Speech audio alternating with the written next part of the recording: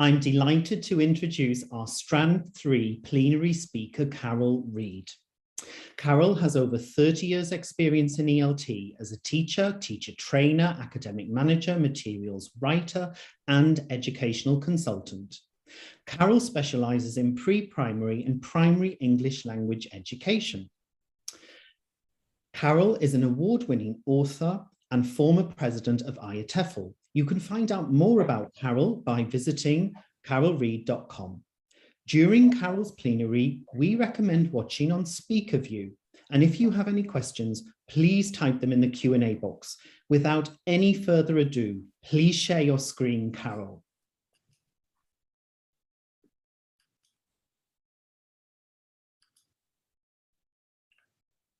Thank you for that lovely introduction, and many congratulations to the SIG on this 35th Emerald anniversary. And thank you very much for inviting me to give this plenary at this wonderful conference. And it's great to see so many of you here.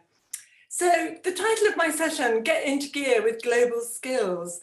Is this really something we now have to do as well as teaching children English? And isn't teaching children English a global skill in its own right anyway? Are global skills another ELT bandwagon that will pass with time? What are global skills anyway? And how do they relate to other terms we've become familiar with, such as 21st century skills and life skills? And if at the end of the day, what really counts in terms of assessment is if children can form the irregular past tense and spell correctly, why do we need to bother? In this webinar, we're going to address and explore these issues. We're going to look at what are global skills, why they are so important, and crucially, how to go about teaching them with practical examples for preschool to lower secondary, so approximately 3 to 14. My aim is to persuade you, or perhaps I don't need to, that global skills are here to stay, and that the sooner we adopt a methodological approach in which we integrate them into our teaching as a matter of course and not in a bitty piecemeal way, we will help to give children's education overall coherence, create responsible and effective global citizens of the future, and make learning English as a school subject more engaging and worthwhile.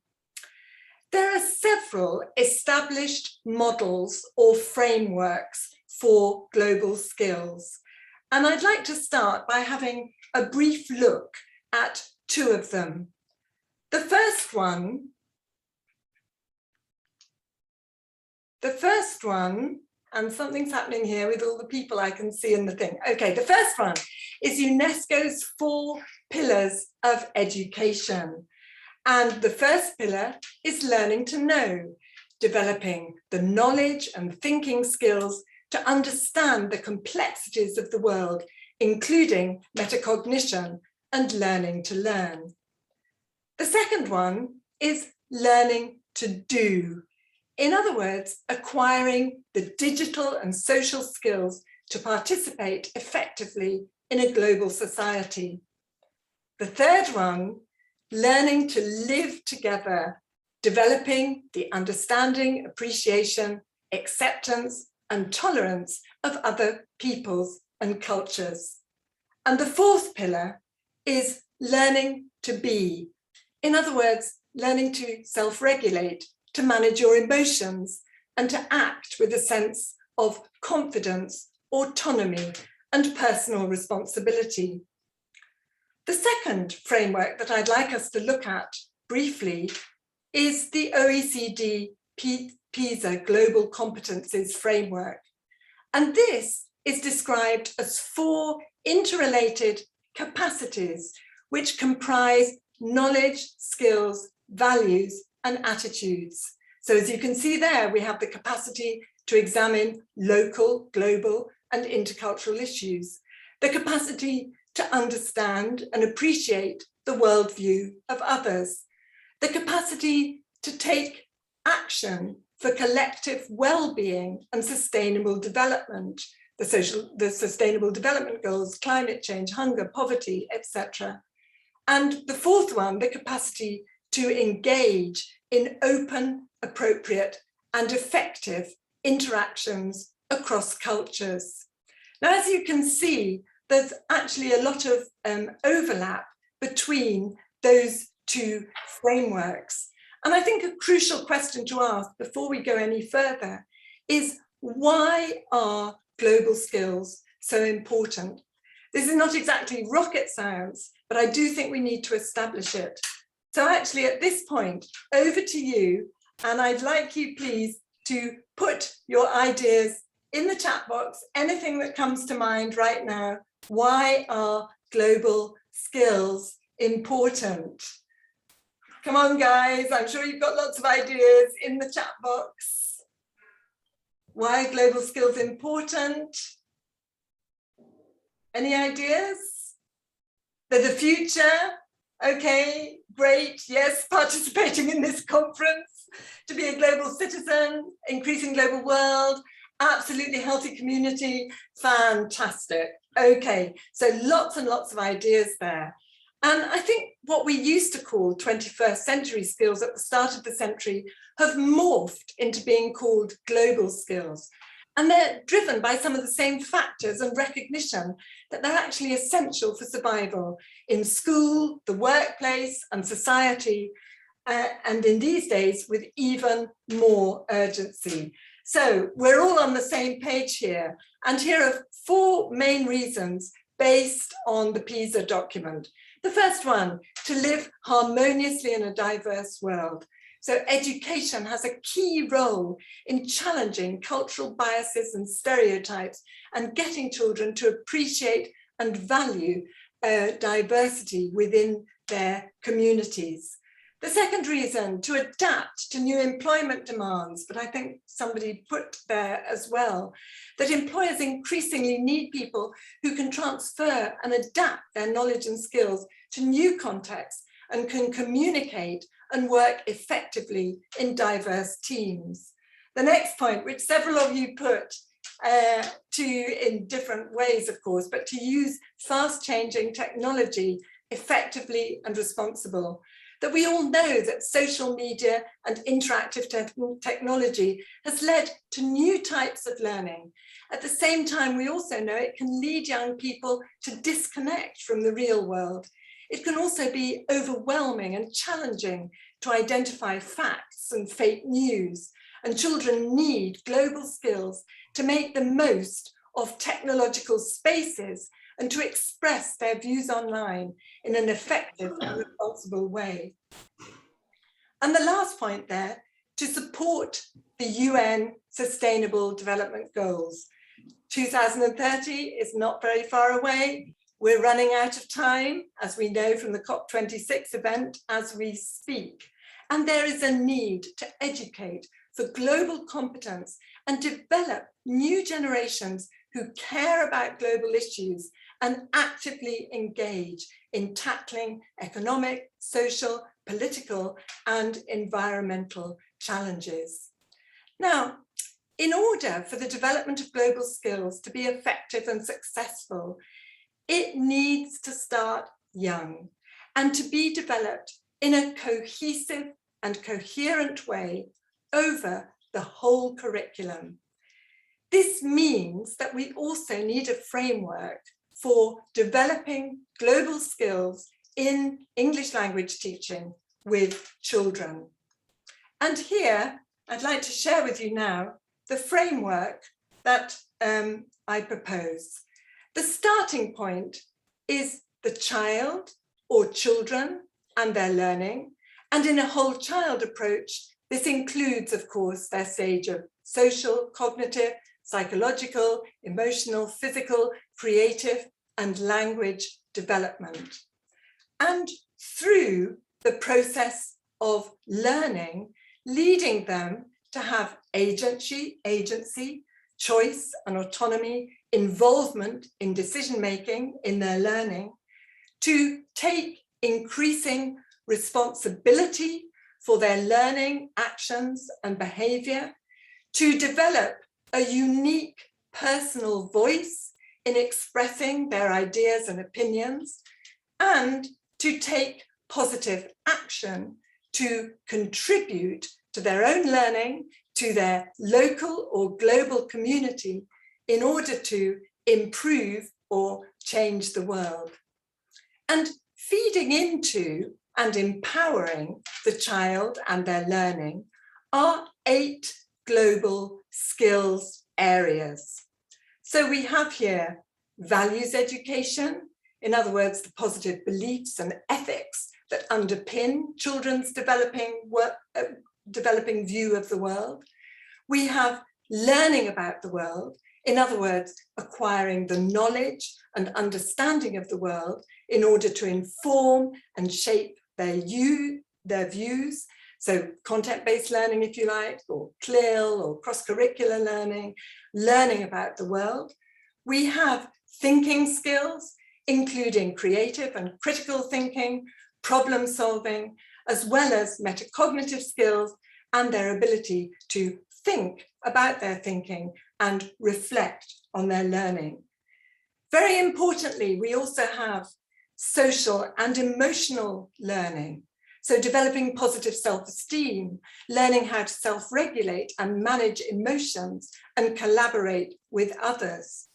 We also, of course, have language and communication skills, all the ones we're so familiar with and already so good at in English.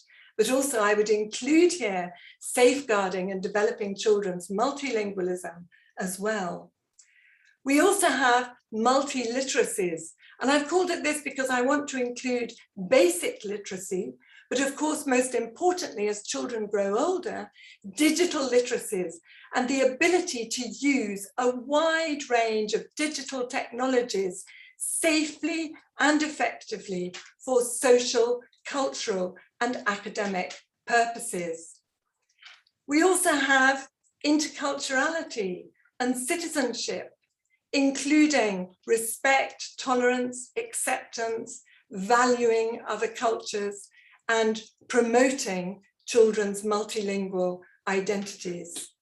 And the 8th one that I've identified here is life skills.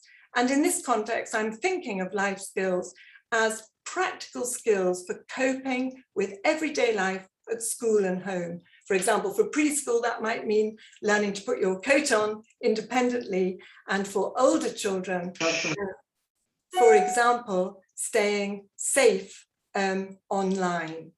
So there is a model of what feeds in to children's learning in our ELT classes.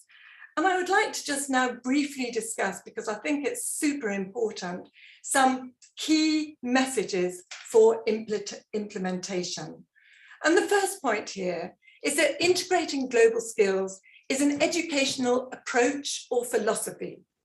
None of the skills areas that I mentioned are new. Critical, creative thinking, intercultural competence, life skills, values. What's new about that? They've been around for several years, some well before the start of this century. I certainly know I've been implementing them myself in my materials, my teaching and teacher education work for years. But actually, I think what's different is that rather than focusing on skills in a bitty or non-systematic way, they are part of a whole educational approach or philosophy. This is reflected in the models of UNESCO and PISA that I showed you earlier, that aim to create competent, responsible, global citizens and make for a coherent, sustainable, joined up approach to children's learning across the curriculum from the moment they start school. And this leads to the next point, that global skills are transferable across different subject areas as well as inside and outside school. They affect every area of children's lives, and their relevance and integration in different subject areas is also increasingly reflected in national ministry curriculums. The next point, that global skills are inclusive and accessible to everyone, in the same way that we cater for diversity and learning differences and use strategies and techniques to differentiate instructions, outcomes, and success criteria in our language teaching, we can do the same for global skills. Global skills need to be implemented in ways that are age appropriate. Obviously, the kind of skills that we teach at preschool are going to be different from the ones we teach at lower secondary, and we'll see this later in the practical examples. And in a way, I think we can see age appropriacy as the layers of an onion, moving outwards from the child's immediate world at home and in the classroom to looking at more cognitively challenging global issues such as poverty, hunger, climate emergency, and social justice in the real world as they get earlier. The next point, that assessment is key to effective practice.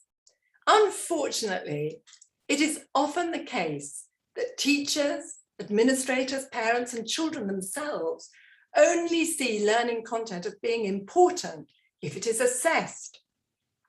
By making global skills part of assessment, this shows that they have significant and value. Assessment in global skills areas can also be highly motivating and empowering for children. The key, of course, is how to do it. Quantitative assessment with grades and numbers out of 10 are not appropriate. Assessment of global skills needs to be qualitative, holistic, and formative, ideally part of an assessment for learning approach that involves establishing or negotiating learning outcomes and success criteria with children, and subsequently reflecting on how well these have been met and what children need to do next to learn more. And of course, something we're familiar with, collecting work as part of an English folder or portfolio, is also appropriate for this. Think global at every stage of your teaching. This means your lesson planning with aims and outcomes, not just for language skills, but global skills as well. It means your delivery and all those on-the-spot moments there are in every lesson for promoting, thinking, and developing global skills.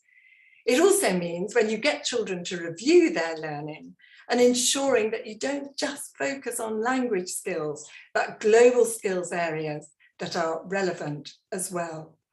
And the last point there, don't be afraid to start small.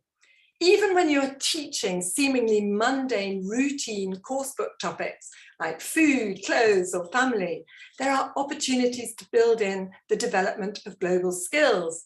With food, for example, this might be noticing where fresh fruit and vegetables are from and asking children which ones they want to choose to buy. For example, ones produced locally or imported from across the world, ones that are loose or in plastic packaging. With clothes, it might be talking about the positive value and saving of wearing recycled clothes from older siblings. With older children, how many clothes do you really need? How can we upcycle and recycle clothes? Who produces them and where? What conditions do they work in? With families, of course, we can also work on promoting acceptance and respect for different kinds of families. We can also regularly build in opportunities to show that we value children's multilingual identities by, for example, how do you say that word in your language, and comparing their different languages. So let's now, with that as a kind of background, let's have a look at 3 examples of how to integrate the development of global skills into our every teaching, starting with preschool and moving upwards towards upper primary and lower secondary. And as we look at each example, I'd like to ask you to think about how they develop any aspect of global skills in my framework and put any notes, comments, or ideas that occur to you in the chat box. So the first example is for preschool, and this is a story leading to a collaborative project. And I'm going to tell you the story and show how it links to the project, but I'm not going to do all the typical pre-while pro-story work that you would do with a real class. And as I tell you the story, I'd like you to think about the learning that derives from it. And I think at this point, I'm going to actually stop sharing so you can see my finger puppets as I tell the story. But I can see somebody else there, not me. So perhaps that's not a good idea. Is it? Is it, David? Because I can see someone else, Griselda, there. We can only see you. I can only see you, Carol. Oh, you can only see me. Okay, I can't see me. Okay, well, the idea is so that you can see my finger puppets. Okay, so this is the story of Shelley the Shark. Shelley is a beautiful big shark. She's got big teeth, fins, and a tail. Shelley's always hungry and she eats everything in the sea. One day she eats something that gets stuck in her tummy. She has a terrible tummy ache. Along comes a green and white fish. Hello, fish. Don't be afraid. I won't eat you. I've got something stuck in my tummy and it hurts. Can you help me, please? Of course I can. The green and white fish looks in Shelley's mouth and gets something and pulls, but nothing comes out. Poor Shelley, poor Shelley. Along comes a red and white fish. Hello, fish. Don't be afraid. I won't eat you. I've got something stuck in my tummy and it hurts. Can you help me, please? Of course I can. The red and white fish looks in Shelley's mouth and gets something and pulls, but nothing comes out. Poor Shelley. I hope you're joining in the story at home. Along comes a seahorse. Hello, seahorse. Don't be afraid. I won't eat you. I've got something stuck in my tummy and it hurts. Can you help me, please? Of course I can. The seahorse looks in Shelley's mouth, sees something and pulls, but nothing comes out. Along comes Anne. Can you guess what's coming along now? I wonder if you can. Along comes an octopus. Hello, octopus. Don't be afraid. I won't eat you. I've got something stuck in my tummy and it hurts. Can you help me, please? Of course I can. Look at me. I've got long tentacles. The octopus puts his tentacles in the shark's mouth and pulls and pulls and pulls, and guess what comes out? Can you guess what comes out? Ideas in the chat box. Can you guess? Oh, you're so brilliant. Out comes a plastic box, a plastic bottle, and a plastic bag. Oh, thank you, says Shelley. I feel much better now. But the octopus is angry and worried. He calls a meeting of all the sea animals. All the sea animals come to the meeting. There they are. And the octopus says, plastic is bad for us. Plastic is bad for the sea. Let's clean the sea now and teach people a lesson. Hooray, good idea. And off they all go to collect plastic. But where can they put it? Where can they put the plastic? So you listen to the children's ideas. Let me get the chat box back. Where can they put it? Where can they put it?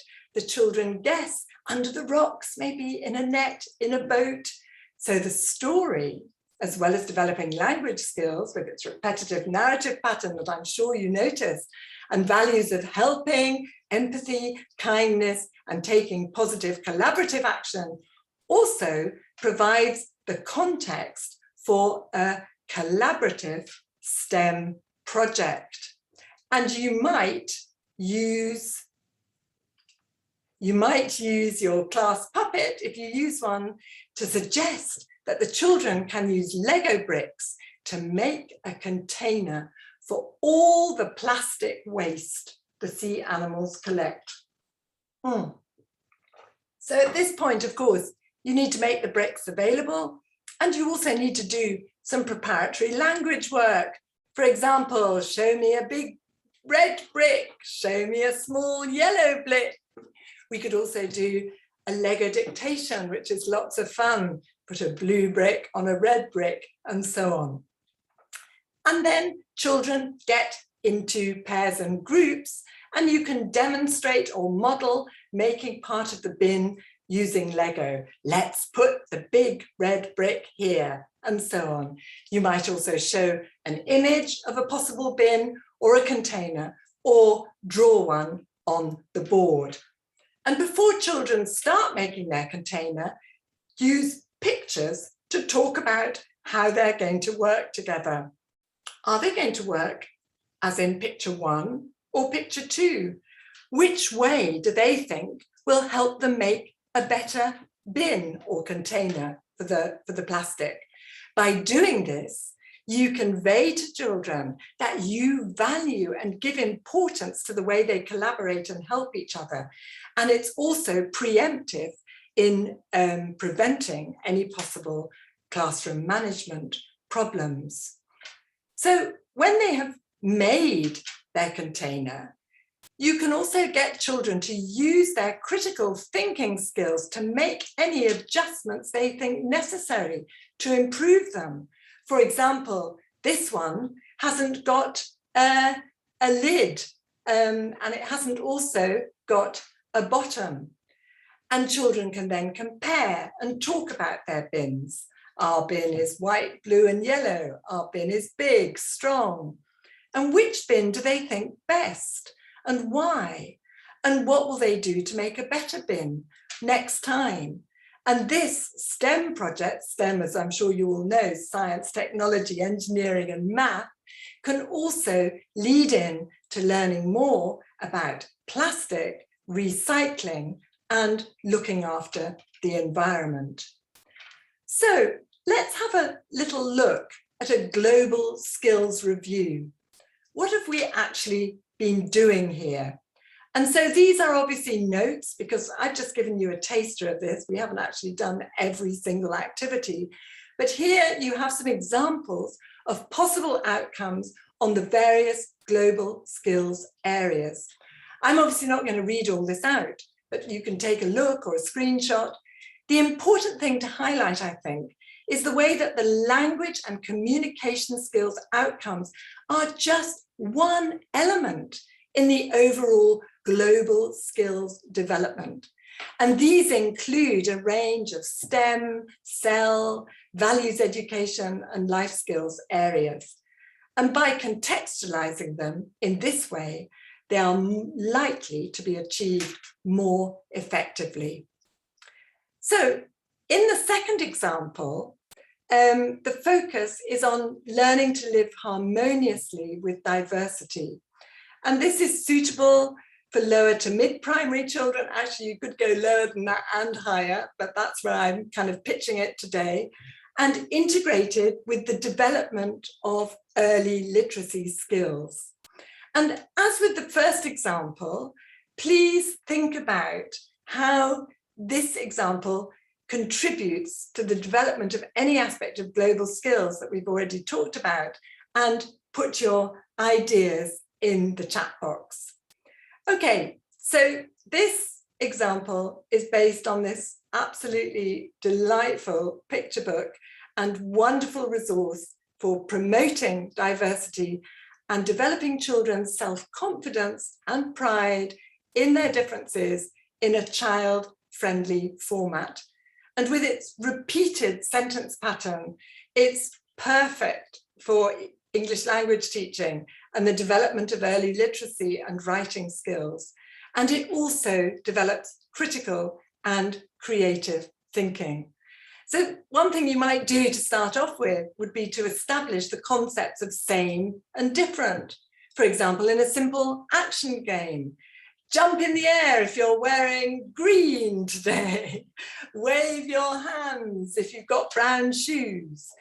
You might also ask children to think about how life would be if actually we were all the same. A little bit boring, maybe. And of course, you can do what we always tend to do in classes, use the cover to actually talk about differences, to read the blurb on the back, and use that as well. Just to give you a taste of the concepts and images in the book. So we have, it's okay to have big ears. It's okay to have wheels. It's okay to be a different color. And something that's wonderful about this book is the mixture of funny and serious. So for example, we have, it's okay to dance by yourself. It's okay to help a squirrel collect nuts. And what's wonderful is that this mixture keeps a very light note and makes it attractive and acts as a springboard for children's own creativity.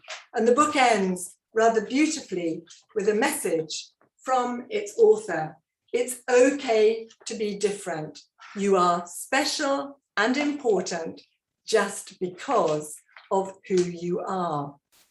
Now, with younger children, a lovely thing you can do is to give them a 10 or 15 centimetre square piece of colour card and ask them to think about one way in which they are different, special and unique.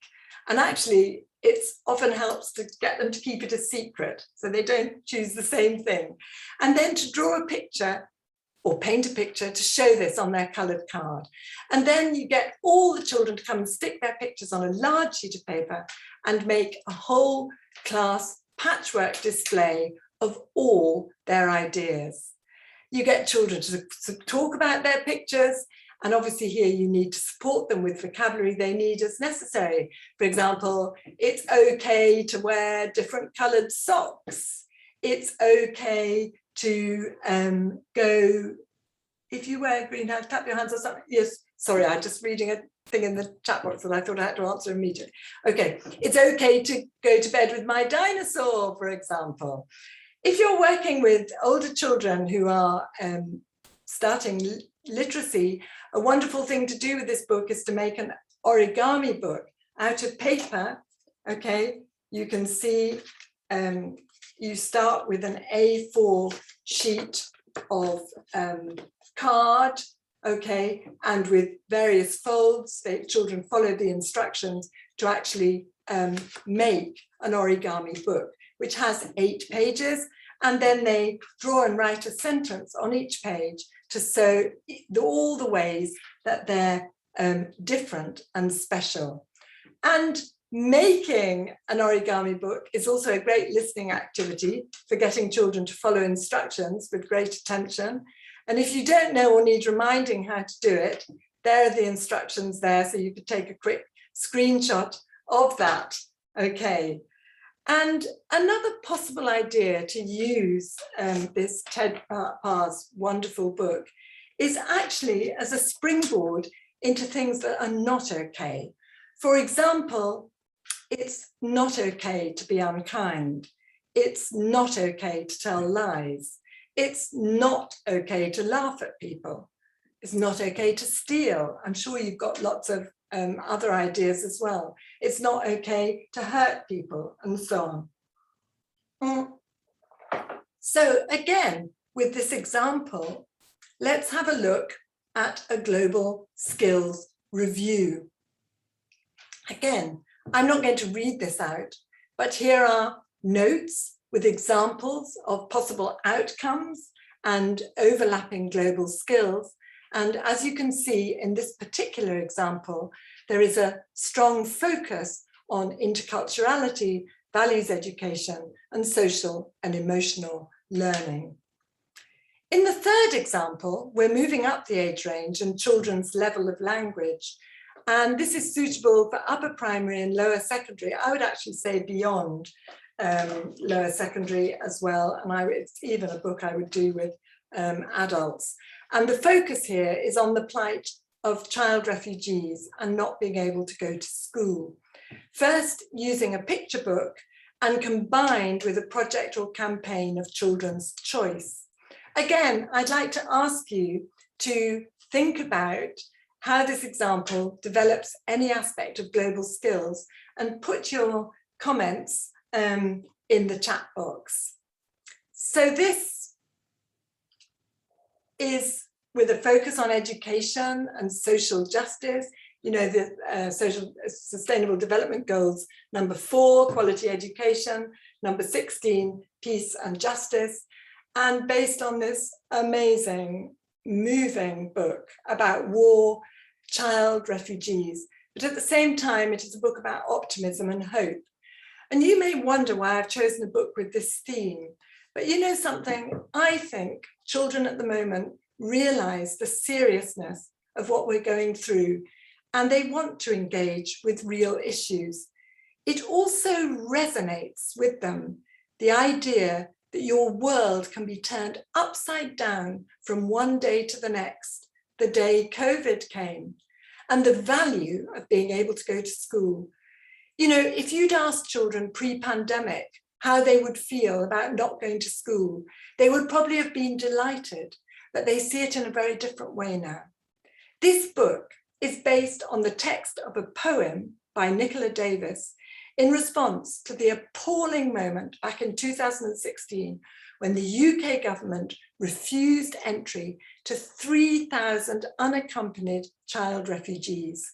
And it's beautifully illustrated by Rebecca Cobb. It enshrines children's right to be safe and have an education. It's an opportunity for children to develop empathy, understanding, and explore difficult issues and the power of kindness. The chair in the book becomes a symbol of solidarity and hope. And another pragmatic reason I've chosen this picture book is that you have free access to the text, even if you don't have the book. And the link is at the bottom of the slide there. So of course we do all the things we know how to do so well when using stories and picture books. We would use the cover. We might ask, why do you think it was decided to design the title words in that way? And what about the little girl on the cover? How is she feeling? Why has she got her hands over her ears?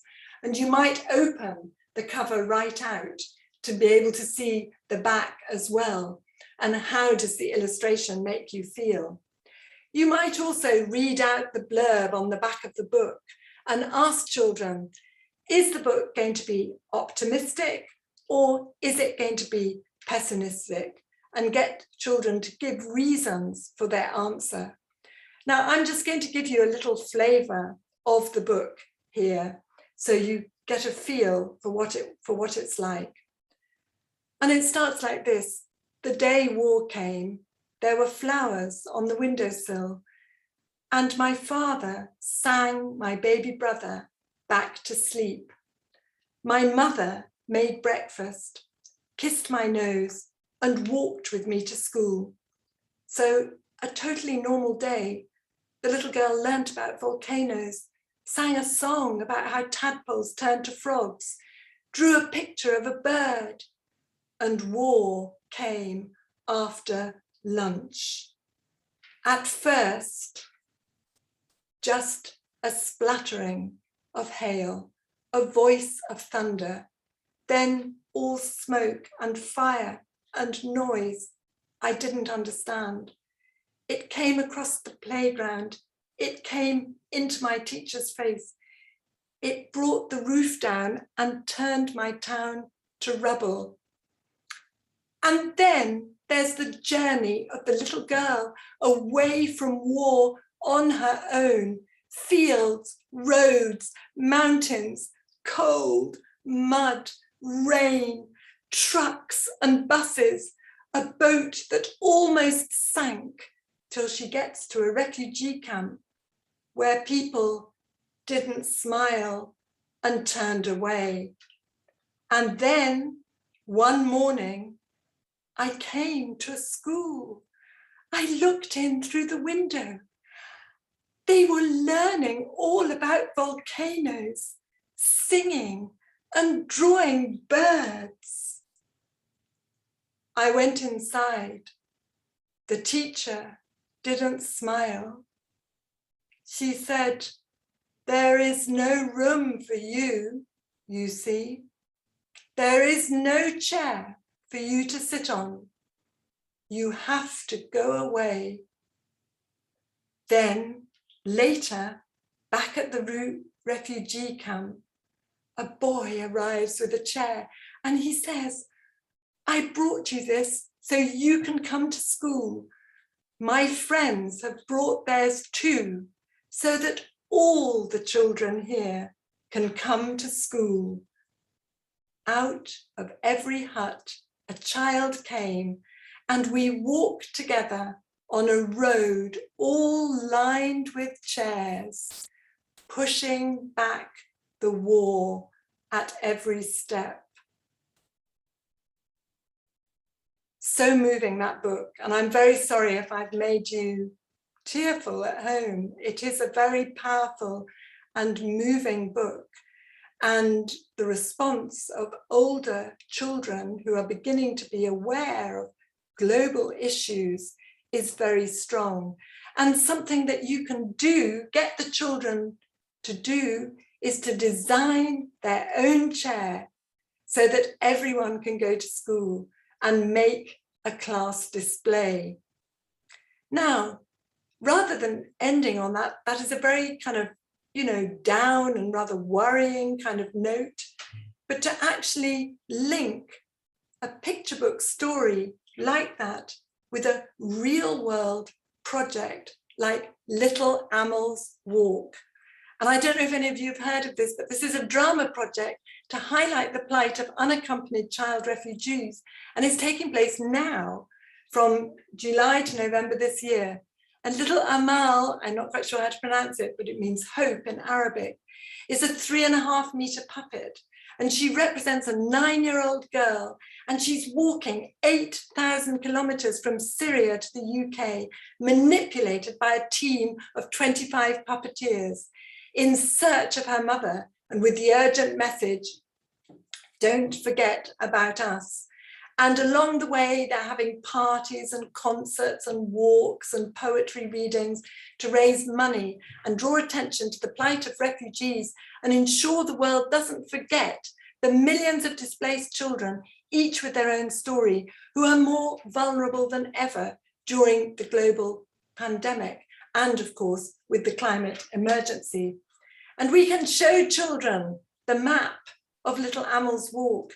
And you can also, I put the link there for an article that you can read about there. And with these older children, that in terms of the follow-up, we want them to choose and be motivated what they want to do. And so we offer them a choice board where they they have options for project-based work, campaigning, and positive action. For example, they might, the central one in the bottom row there, organize a campaign to raise awareness about child refugees in their school. And they can use Little Amal's Walk as the inspiration for this, making smaller puppets and going round their school and acting out a role play and so on. So again, with this example, let's have a look at a global skills review. Again, I'm just notes and I'm not reading all this out.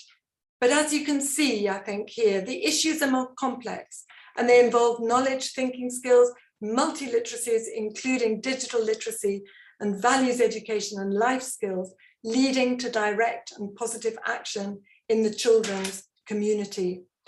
As I hope these three examples show, there are many advantages to integrating the development of global skills in our language teaching with children. So get into gear with global skills and you enhance children's confidence and self-esteem. You develop their agency, autonomy, and unique personal voice. You contribute to their educational success and lifelong learning. You prepare for their future employment with all those thinking skills, the creativity, the adaptivity, the personalization, and so on. You create competent, caring, responsible, active, global citizens. And you make learning English an engaging, worthwhile, and integrated component of their education. And lastly, you empower them to act positively in the real world. So by way of summary, in this session, if you remember back, we've looked at two established models for developing global skills. We've looked at why global skills are so important. I then presented a framework for developing global skills with children in ELT, and I proposed some key messages for implementation. We then went on to have a look at three examples of how integrating global skills might work. If you remember, we had the shark story and STEM project. We saw the picture book, It's Okay to Be Different. And lastly, we talked about child refugees, The Day War Came and Little Amal's Walk.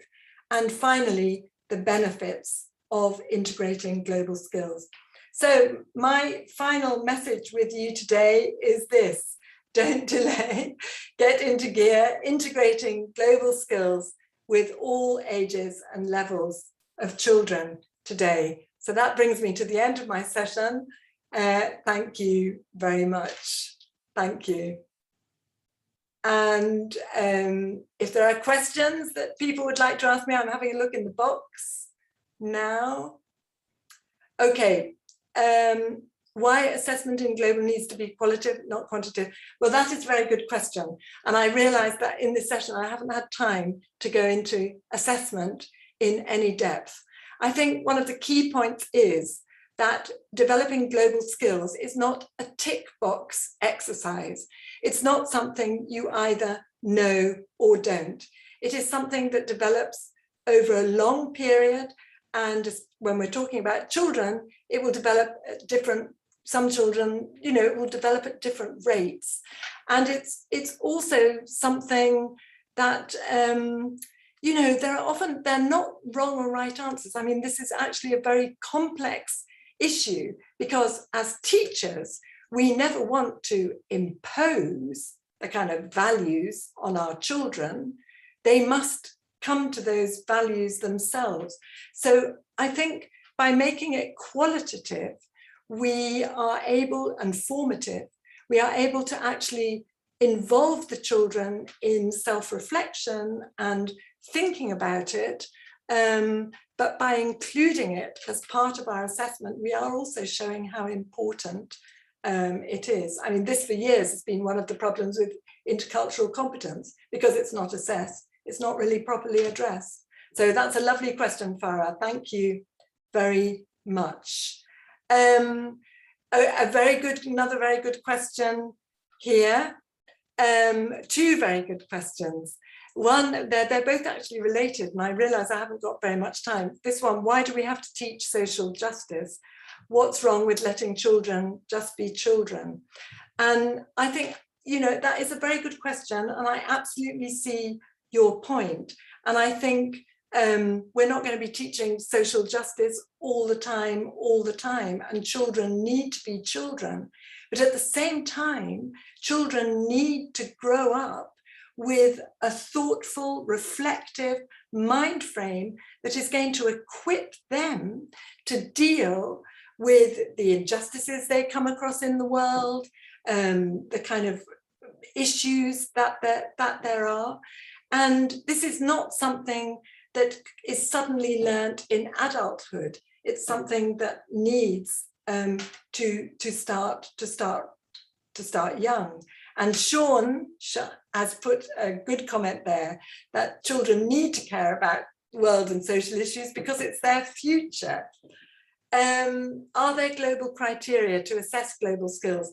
Not as far as I know, but I think there are many in development. And I think increasingly in ministry syllabuses and publishers actually, and course book syllabuses, frameworks are being developed, but it is something that needs more. And there's one more question there. I don't know, how can we adapt these stories to adults? Get your creative hats on, I think. I mean, actually, you know, a story like Shelley the Shark, I think you can adapt. You can think, you can certainly think of other stories that have the same message, but perhaps involving humans rather than Shelley the Shark and the octopus. One more very good question about these. Some stories may be traumatic for children. They may be very difficult for children. Well, I think that's an absolutely very, very good point. And I think you would want to do your own research and know about your children before you introduce any kind of story that is going to be, that's going to perhaps trigger trauma in their learners. You definitely wouldn't want to do that. At the same time, it's often the case that children who have come from countries far away don't feel that their experience and their journey is properly acknowledged. And by using a picture book where it is acknowledged, that can also help to strengthen their identity. So I think I've gone over time here. Well, thank you so much, Carol, for that plenary today in our strand 3 on global skills, and was so rich. You really unpacked the complexity, as you mentioned, involved in global skills, and then really wove it together in an educational philosophy that I think many of us in English language education can take away from. Such clear examples as well. Great to see the link to STEM, which links back to our Inspire session yesterday with Damien. And also that's one of my favorite picture books. It's so powerful, The Day War Came, looking at the intercultural aspect of children going to school as an everyday thing around the world, and also the citizenship, the action taking, and the symbol of the chair at the end. So powerful, and what a powerful plenary, Carol. So thank you so much for that. And thank you for being in green for our Emerald anniversary. You noticed my nails. Thank you so much, Carol. So we're going to take a very short break, just 2 or 3 minutes, and then we'll be back with our next talk. So thank you again, Carol, and we'll see you all very soon.